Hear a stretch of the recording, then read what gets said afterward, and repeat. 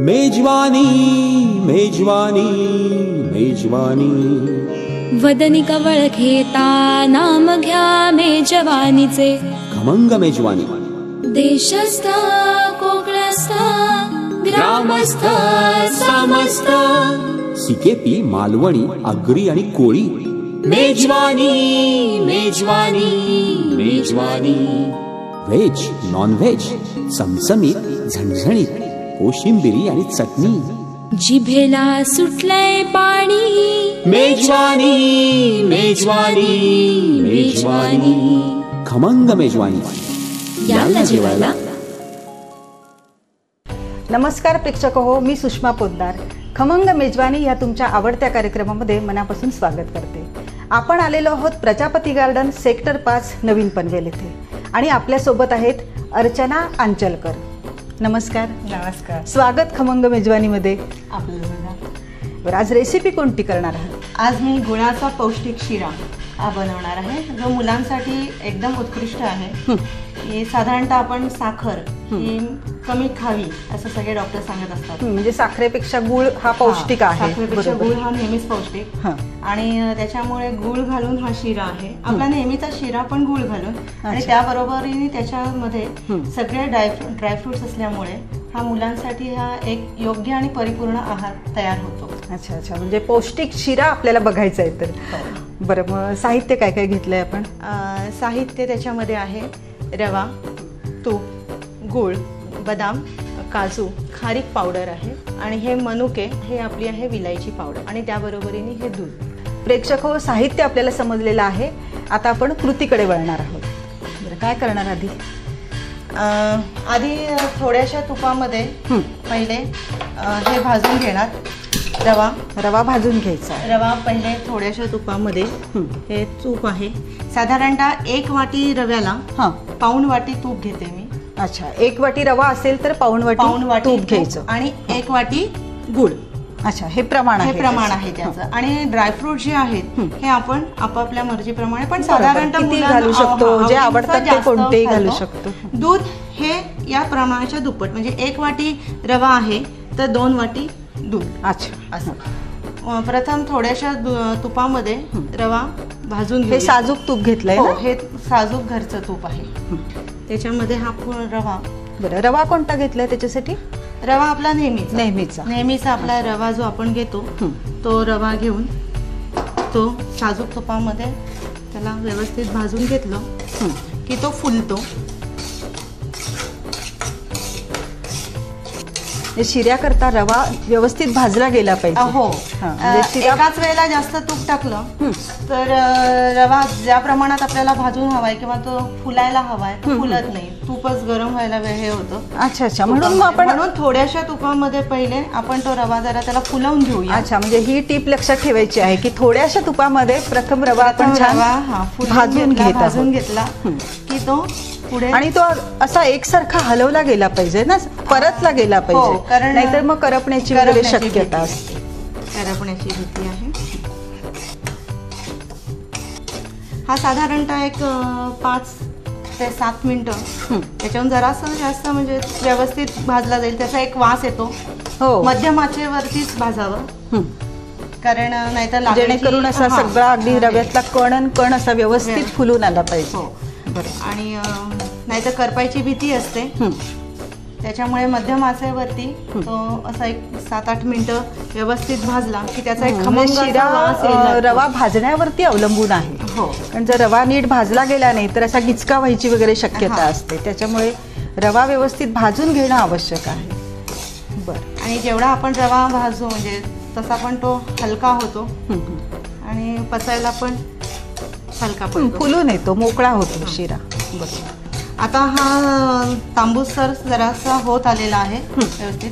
आता आपण याच्यामध्ये हे जे मनुके आहेत ते तसे पण याच्यात तूप असल्यामुळे त्याला वेगळं काही हे करायची गरज नाहीये. ते तसेच फुलतात. त्याच्यामध्ये आपण साधारणतः हे 1 चमचा हे घातले, मनुका घातलेला आहे, तो फुलतो. त्या गरमपणाला तो तसाच फुलतो. बदामाचे काप आहेत की हा आपण 1 मोठा चमचा हा एक चमचा बदामाचे काप घातले. एक चमचा 1.5 चमचा घाला. हवे असतील जसं मुलांना तुमच्या आवडतं, मुलं खाणारे मुलं आपले त्या प्रमाणात.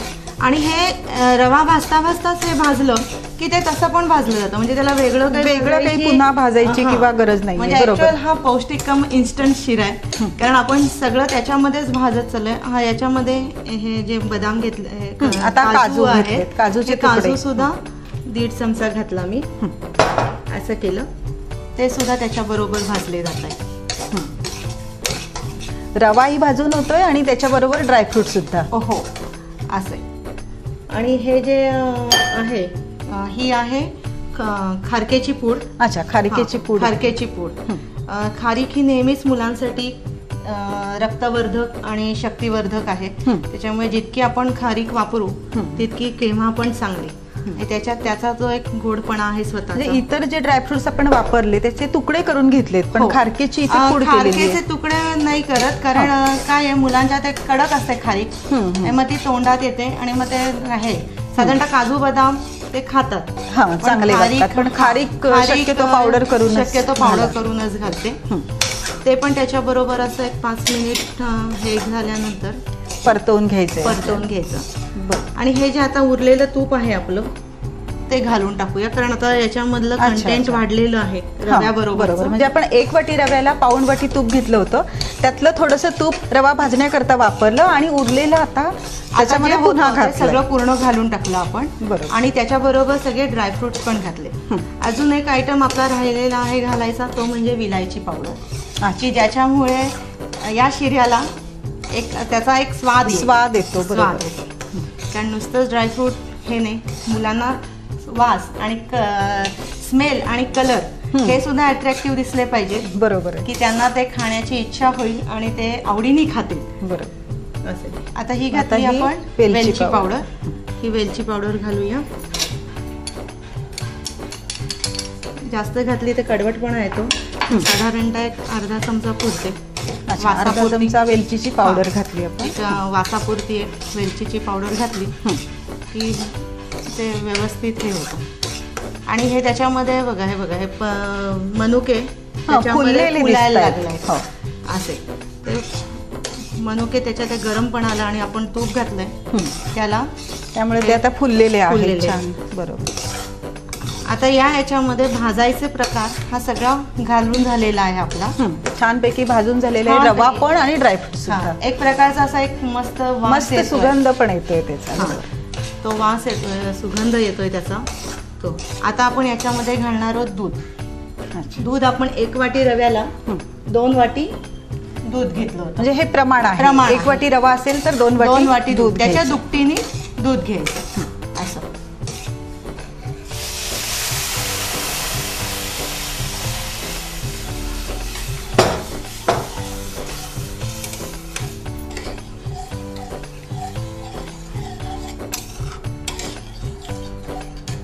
तर आता आपण ह्याच्यामध्ये दूध घातलंय, मग गुळ कधी घालणार आहोत? नाही, आपण पहिलं याला दमवून घेतलंय. आता याला पहिले आपण दूध घालून दमायला ठेवलं, कारण कधी पण दुधामध्ये गुळ घातला तर ते दूध फाटायची शक्यता. तेच मी विचारणार होते की दूध आणि गुळ हे कॉम्बिनेशन म्हणजे दुधामध्ये गुळ घातला की दूध फाटायची शक्यता असते. बरोबर. त्याला आधी थोडंसं आपण वाफवून घेणार आहोत. त्याचं दूध त्याच्यामध्ये सेट झाला, तो रवा त्याच्यामध्ये फुलला, शिजला की आपण त्याच्यावरती गुळ घालणार. आणि मग तो गुळाचा जो पाकामध्ये ते खमंग होत राहणार, ते आणखीन थोड्या वेळ शिजवून त्याला तो गुळ पूर्णपणे पातळ होतो आणि तो त्याच्यामध्ये शिजतो. अच्छा, म्हणजे दूध घातल्यानंतर मग एक वाफ द्यायची आहे त्याला, हे आवश्यक आहे. आपण आता हा शिरा छान वाफवायला ठेवलेला आहे दूध घालून, नंतर आपण गुळ वगैरे घालणार आहोत. ह्या कृतीकडे वळण्या अगोदर आपण घेऊया एक छोटासा ब्रेक. कुठेही जाऊ नका, पाहत रहा खमंग मेजवानी. खमंग मेजवानी. काय बाबा, काका, मामा, आजोबा सगळे आजकाल खुश असतात, कारण आई, काकी, मामी, आजी न चुकता खमंग मेजवानी बघतात. सोमवार व गुरुवार दुपारी 1:30 वाजता. वहिनी, तुम्ही नाराज होऊ नका. आम्हाला माहितीये तुम्हाला दुपारी 1:30 वाजता शक्य होत नाही, म्हणून तीच खमंग मेजवानी घेऊन आम्ही पुन्हा येतोय मंगळवार आणि शुक्रवार सायंकाळी 6 वाजता. चुकवू नयेच अशी खमंग मेजवानी. खमंग मेजवानी. ब्रेक नंतर खमंग मेजवानीमध्ये आपलं पुन्हा एकदा स्वागत. बरं, आता छान वाफ आली असेल. हो, बघूयात. झालं आहे बघा. हा, त्याने ते सगळं जे आटून गेलं, सगळं दूध त्याच्यातलं आटलेलं आहे. ते त्याच्यामध्ये आटलंय हे बघा. आता आपण याच्यामध्ये टाकणार. हा ऑलमोस्ट असं हे झालेलं आहे. आता हा कम्प्लीट एक वाटी आपण चिरलेला गूळ आहे तो आपण त्याच्यामध्ये टाकणार आहोत. चिरून याच्यासाठी की तो मेल्ट व्हायला आणि तो सगळीकडे त्याच्यामध्ये मेल्ट हे व्हायला. हा एकदा असा पूर्णपणे संपूर्ण त्याला हे करून घ्यायचं. बरं, आपण शिरा करताना म्हणजे ही एक मुख्य काळजी घ्यायची आहे की थोड्याशा तुपावरती रवा भाजून घ्यायचा आहे आणि त्याच्यानंतर मग त्याच्यामध्ये ड्रायफ्रुट्स वगैरे घातले. नंतर पुन्हा जे उरलेलं जे तूप होतं ते त्याच्यामध्ये घालून पुन्हा परतून घेतलं. नंतर त्याच्या दुप्पट, रव्याच्या दुप्पट, म्हणजे रवा 1 वाटी असेल तर 2 वाटी आपण त्याच्यामध्ये दूध घातलं आणि ते छान वाफवून घेतलं. आणि वाफवून घेतल्यानंतर मगच आपण त्याच्यामध्ये गूळ घालायचा आहे, हे लक्षात ठेवायचं आहे. तर आपण आता याच्यामध्ये गूळ टाकलेला आहे. बरं, आता किती मिनिटं लागणार त्याला? साधारणतः 5-1 मिनिटं लागतो. म्हणजे गूळ पूर्णपणे त्याच्यामध्ये मेल्ट झाला पाहिजे आणि तो सगळीकडे. मग त्याचा एक गोल्डन रंग येतो शिऱ्याला आणि एक छानपैकी सोनेरी कलरचा शिरा मुलांना बघायला सुद्धा आवडतो आणि खायला सुद्धा. नक्कीच नक्कीच. अगदी मला पण उत्सुकता आहे आता कधी शिरा होतोय तो. कारण साखर घातलेला शिरा नेहमी खाल्ला जातो. गूळ घातलेला शिरा म्हणजे गूळ घातल्यामुळे मला वाटतं तो अधिक खमंग पण होत असेल. खमंग होतो गुळामुळे. त्याबरोबरीने तो पौष्टिक होतो, जे मी आधी सांगितले त्याप्रमाणे. काय असतं की मुलांना रोज संध्याकाळी काहीतरी वेगळं खाणं हवं. सकाळी शाळेत जाऊन येतात, कॉलेजमध्ये जाऊन येतात, आल्यावरती थकलेले असतात. रोज तळलेले पदार्थ किंवा काहीतरी देण्यापेक्षा रोज काहीतरी वेगळा पदार्थ हवं असतं. बरोबर. मग कधी दलियाचा शिरा, कधी आपला साधा शिरा, कधी उपीट, म्हणजे रव्याचे जे वेगवेगळे प्रकार आहेत त्याच्यामध्ये पण हा एक पौष्टिक की मग त्यांचं पोट पण भरतं आणि त्यांना आवडतं सुद्धा की एक सगळं त्यांना सर्वांग. नेहमीच ग्रंथामध्ये पण म्हणलं गेलंय की शिरा हा एक परिपूर्ण आहार आहे. बरोबर. आपला जो आपण सत्यनारायणाला प्रसादाला जो शिरा करतो किंवा घरी खायला सुद्धा मुलांना करतो, आता याच्यामध्ये आपण ऑप्शनल फ्रुट्स टाकू शकतो. पायनॅपल किंवा काहीतरी कुठलं फ्रूट. बरोबर. आपण प्रसादामध्ये केळं वगैरे घालतो. पण आता याच्यामध्ये मी काही घातलेलं नाहीये कारण मग सगळंच कॉम्बिनेशन सेम होतं की साध्या शिरामध्ये पण केळं असतं किंवा काहीतरी. कदाचित पायनॅपल सुद्धा आपण याच्यामध्ये घालू शकतो. एक वेगळा फ्लेवर त्याला छान येतो याला. बरोबर. तो व्यवस्थित येतो आणि त्याच्यामुळे हा एक सात्विक आणि पौष्टिक आहार म्हणून मुलांसाठी अगदी नक्कीच. बघूया आता. हे बघा, तर त्याला त्या गुळामुळे त्याला जो असा मस्त सुगंध पण छान आलाय. सुगंध आलाय आणि खमंगपणा पण येतो त्याला. त्याचबरोबरीने रंग पण कसा चढलाय त्याला आणि सगळे ड्रायफ्रुट्सचा कलरमुळे. हे बघा, आता हा सगळा असा हे झालेला आहे. गूळ पूर्णपणे विरघळलेला आहे आणि त्याच्या व्यवस्थित तो सगळीकडे एकजीव झालेला आहे. आता आपण गॅस करूया बंद.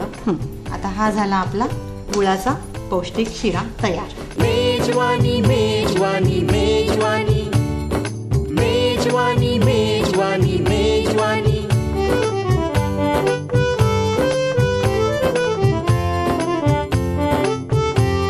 मेजवानी, खमंग मेजवानी. हा सुषमा वहिनी, हा तुम्ही घ्या पौष्टिक शिरा आणि सांगा कसा झालाय तो. गूळ घालून केलेला पौष्टिक असा शिरा.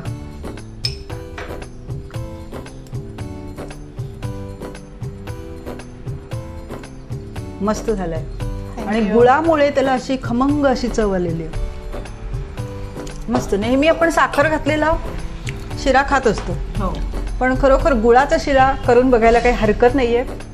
तेव्हा प्रेक्षक हो, तुम्ही देखील असा शिरा जरूर करून बघा. बरं, अर्चना मॅडम आमच्या कार्यक्रमामध्ये सहभागी झालात आणि खरोखरच आईला प्रश्न पडलेला असतो की मुलांना काय पौष्टिक द्यायचं नेहमी. तर त्यांचा हा प्रश्न सोडवायला मदत केली आणि पौष्टिक शिरा आम्हाला शिकवलात, त्याबद्दल मनापासून आभार मानते. थँक्यू. अशाच मस्त मस्त रेसिपीज आणि नवीन मैत्रिणीला सोबत घेऊन आपण भेटूयात खमंग मेजवानीच्या पुढच्या भागात. तोपर्यंत नमस्कार.